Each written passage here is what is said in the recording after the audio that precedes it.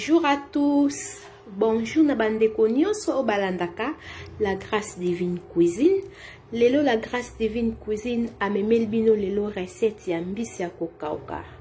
Donc na olamba lelo mbisi ya kokauka bomoni yango yo. Mbisi nanga na bongisi yango te. Donc eza na mibima bomoni no na sukoli yango te. Na kolamba yango na kotiango mwa mayebwa fresh na kati. Na kotia penza nyonso te, donc epesaka mwa goût. Et puis na kotiango aubergine. Voilà mbisi ya kokauka na ngai yango yo. Donc pour na recette na ngai ya mbisi ya kokauka na kotia naza na ndembi, naza na tomate na ngai 4 mbuma na ngai. Donc tomate eza kaka ndenge okolinga nde na loba toujours tomate etaka biloko ngai te. Soki ete biloko na yo ngai seke ebelaki te. Donc tomate matungulu eza ça dépend ndenge olingaka. So olingaka yango ebele okoki otia ebele, so olinga muke otieno muke. Ebela nde bien. Soki ebeli vraiment très bien, en tout cas ezalaka na problème moko te, surtout tomate. Donc il faut ebela vraiment nde komona ekozala vraiment kitoko ekotia biloko ngai te. Mais soki ebeli te nde etiaka biloko mona olia biloko ngai ya tomate. Donc esalaka vraiment kitoko te na biloko. Donc naza na pilipili nanga bomoni ni na bandai koloba no mwa mbuma nanga moko ya pilipili, naza na paprika nanga ya vert, naza na 3 cubes manji nanga moko pardon eza jumbo nanga ya crevette yango yo jumbo crevette. Naza na cube manji simple, naza pe na donc na rota nzomo nanga aubergine. Et puis naza na de matungulu, feuille de laurier. Ok, mayebo nanga yango yo bomoni. Voilà. Ba champignon nanga yango yo yango na kotia. Et puis na kolamba ngo na mafuta ya huile. Donc na kolamba biloko nanga na mafuta ya huile. Ok. Tokutani na ba video elandi.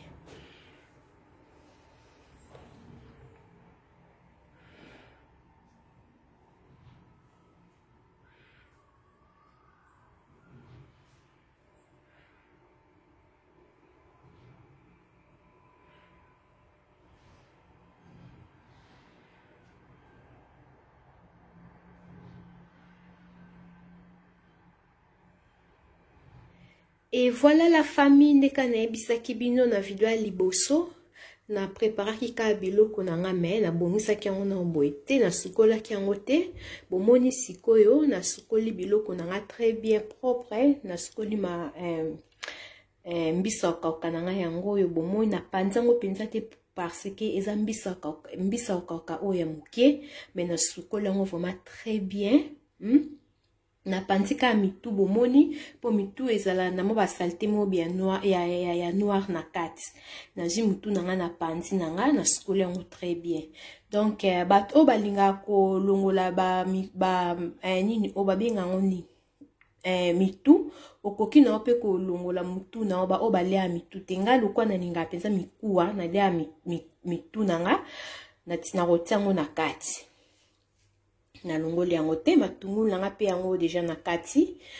Biloko nanga nyonso na sangisi bomoni na bongisi yango deja très bien. Na sangisi yango nyonso esika moko sauf ka matungulu nde na longoli yango parce que matungulu na okalinga yango na banda na okalinga matungulu. Donc bomoni yango yo na te mayebo aubergine biloko nyonso na presentaki bino na sangisi yango na kati.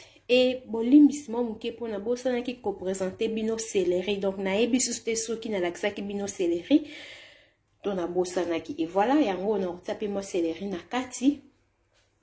Nzungu nanga déjà na tsaki na moto nazozela. Ezwa mo moto comme ça na tsa mafuta mais naza sir déjà ezwi moto nazozela sikoyo mafuta nanga.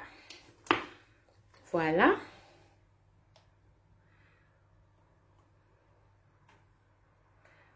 Ebele te muke. Ok, na tika muke na linga vraiment kolambela na mafuta ebele te, na linga vraiment mafuta ebele te na biloko. Et puis ezala pe bien te pour na santé. Ok.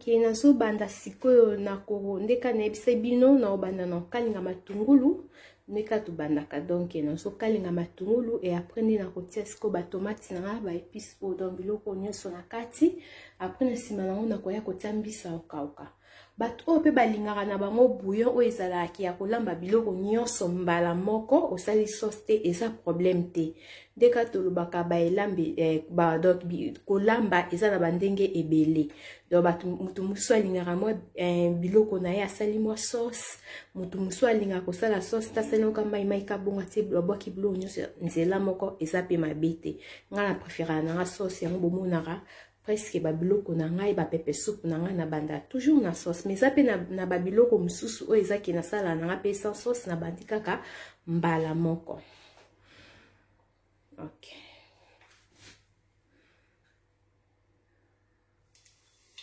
Coucou la famille, na moni mafuta na ngai déjà ezimoto o bomoni wana na meki ko tsama litungulu moko na moni mafuta déjà c'est bon. Ça matungulu na ngai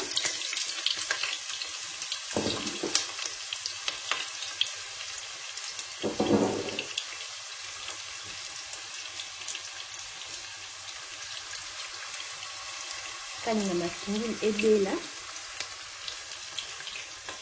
Okay.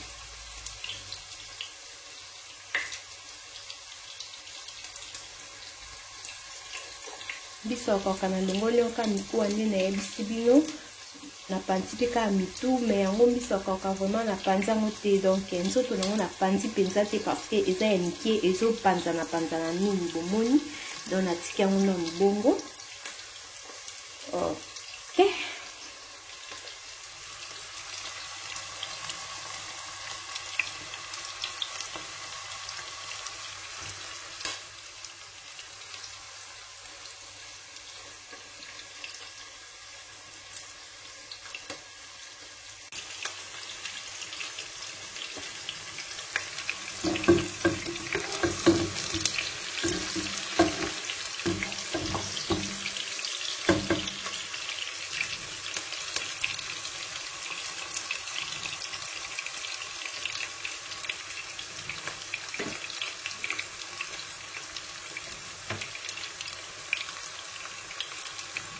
Matungulu nanga déjà c'est bon, siko na kotia ba épices oyo.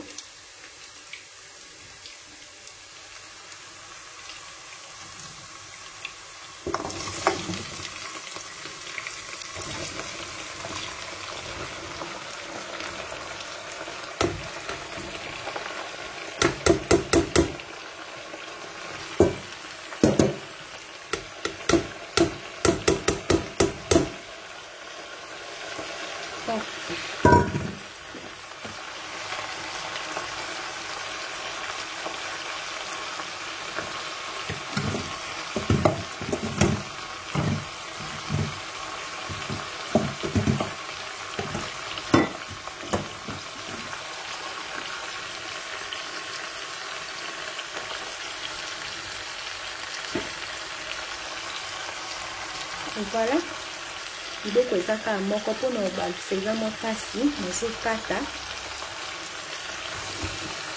pona balisa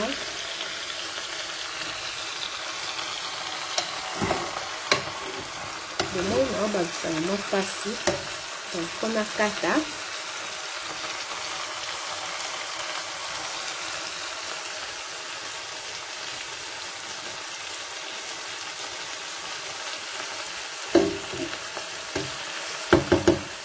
kaka pona simba nsongo na balisa biloko nanga bien.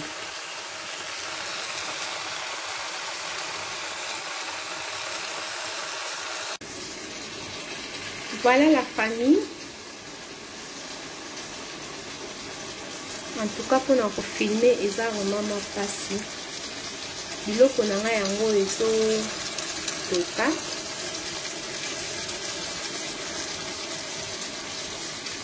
Na bosanaki ko présenter bino ai na kotia pe ai olimisimo muke na bosanaki ai nanga yango yo na muscade donc natia mwa muscade na ngai ya moke na ai mpo na biloko boye vraiment soki ezangi ai to muscade en tout cas nayebi te mais eza mpe na bato misusu balingaka mpe muscade te eza nango mpe mabe te ngai atiaka mwa muscade na ngai ya moke na ai na ngai ya poussière okoki kotia ya mbuma soki olingi.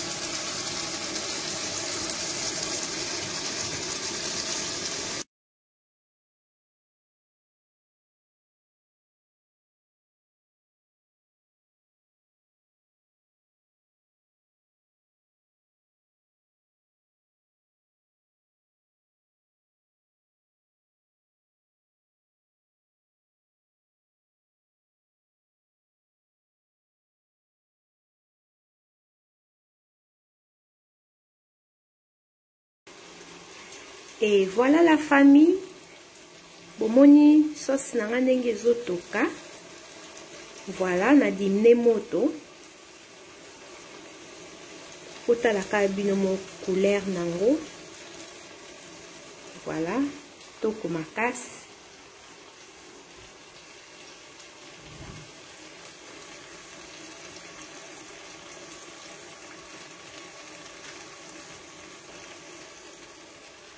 Voilà, c'était na bongisa ki mai nanga na kotia kopo moko oyo. Ok, so nanga ezotoka kala te sikoyo na kotia mbisa okauka nanga kala te na kotia ngo na pilipili nanga moko après nde na kofinika ngo.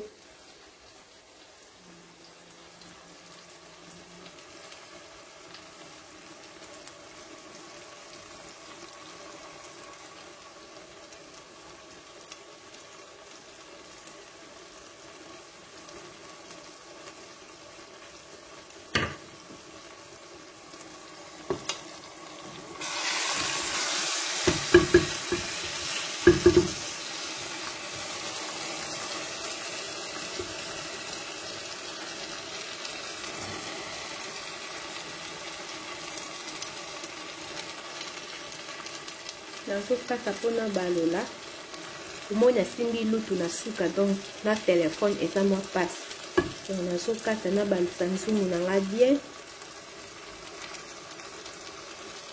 Voilà,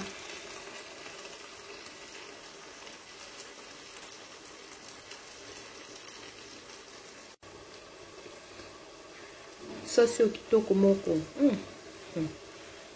okoki mpe ko lela ngo pe soswa to Thomson. Voilà, sikoyo nalingi natia mbisa okauka nanga la famille. Nazotia mbisa okauka nanga na kati déjà. Ok, faut natia ngo pena système ako classé. Donc na sikola ki maboko nanga na tia ngo na maboko nanga eza propre. Ok,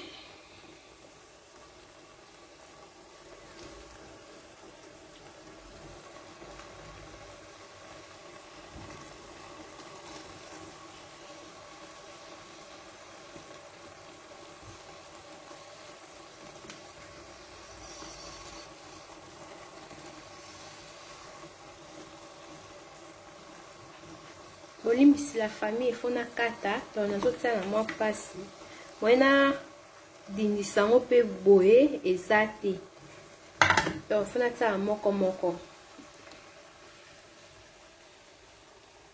Ok, après nde soki na sisi kotia mbisa okauka nanga na kofinika ngo susu mwa moke etoka pendant 5 minutes. Nde na sima na koya kotia mai nanga oyo deja na bongisaki. Ok,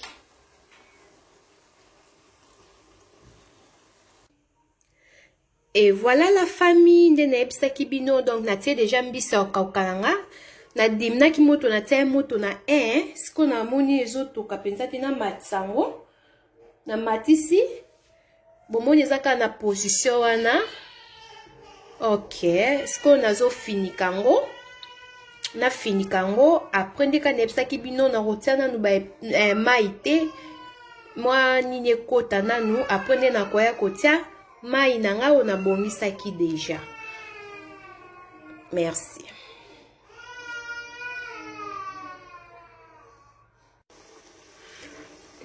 Coucou la famille. Voilà. Ce qu'on a lingi na tia mai. Na kotia mai. Na tia lutu te, hein. Voilà. Tunga mo ebimisa. Somo. Na kotia mai.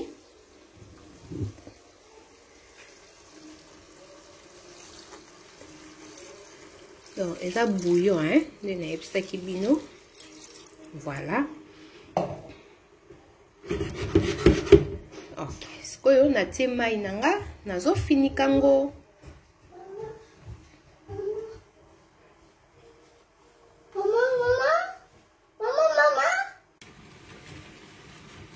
Et voilà la famille. Nous avons un autres total à ce qui est comme un niveau nini.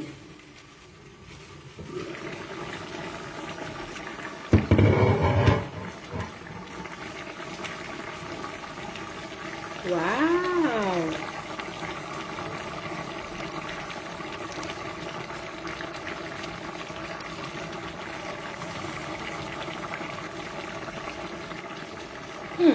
Et puis ça tsunga moko. Voilà. On va là comme ça.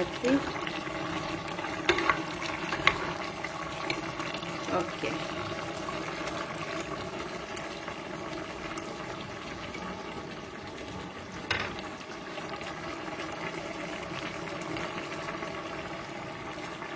Là on a foufou.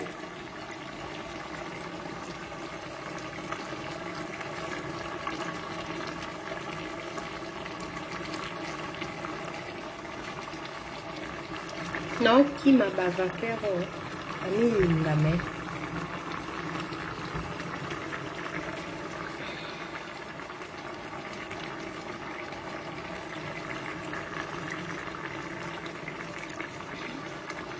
Bon, là dîner ma moto.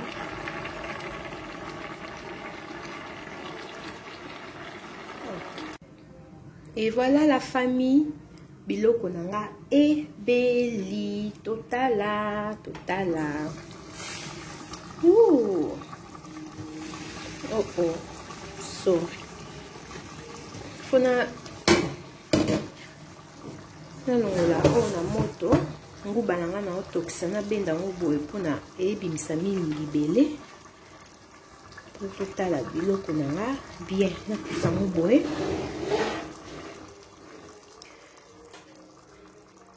Voilà la famille. Soupe nanga yango yo bomoni.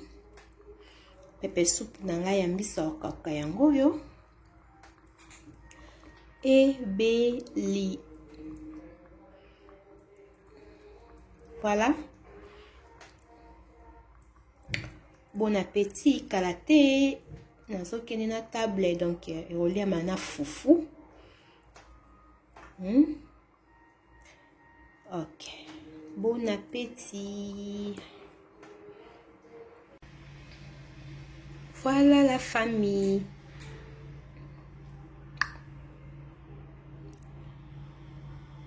Couleur à sauce kitoko bomoni. Ok. Bon appétit. Coucou la famille. Oh, bomoni biloko nanga yango yo. Wow. Pepe soupe nanga ya mbisa okauka bino mo boyebika goût ezalaka awa. Vraiment ezalaka kitoko makasi mbisa okauka ya boye. Bolandaka ndinga na lambi vraiment bokozala desite na koliango na fufu. Fufu nanga yango yo bomoni ekoliama na fufu. Na mwa safu nanga pembeni talaka na mukongo. Voilà, bon appétit. Bobo santé ko s'abonner, bo liker, hein? Talaka bo soutenir nge salanga bien, bo partager ka, bo tala vraiment ba vidéo tina suka. Ce que vous en attendez, au moins que jour nous attendons au tiki na nous, so aux 8 ans de koki ko tala vidéo vraiment tina suka. Voilà biloko nanga yango yombisa ko batia aubergine na mayebo ya fraîche, donc champignon ya fraîche. Eza vraiment kitoko bolandaka ndinga na lambi toyebi ke bakolamba ezalaka différent, hein, kolamba eza ba sorte ebele, donc to landaka pe oya malamu ekosala biso nyonso bien. Oya ko sepela ndinga na lambi amoni ke eza bien sepe na vidéo a like, abosana te a like, o pa ko sepela te ako like te po ko like ezalaka il faut mutu a sepela na ba vidéo na yo. Voilà biloko yango yo mbisa okauka bomoni eza vraiment kitoko guna munoko ndene bisa bino toujours mafuta ebele te, mafuta ebele vraiment na sani esalaka bien te, surtout pour na santé. Bomoni bino mo bomonaki hier na bando sala sauce mafuta ni nataki ya muke. OK. Bon appétit. Voilà, mon foufou mo bien pete kaki sala bien. Funa ya pete. OK, na lingi bino mingi. Bye bye.